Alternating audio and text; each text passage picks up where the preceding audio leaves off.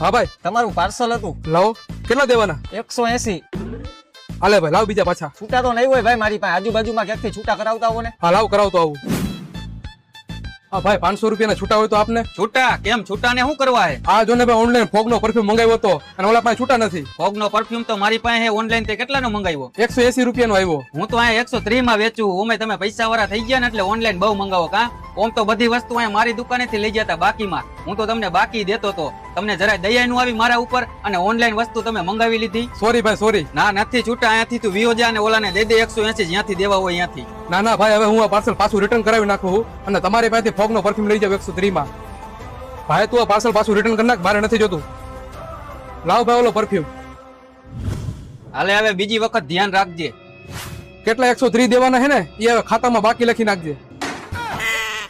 હાથે કરીને મારો ને મારો કુવાડો મારા જ પગમાં માર્યો. આજે તો કઈ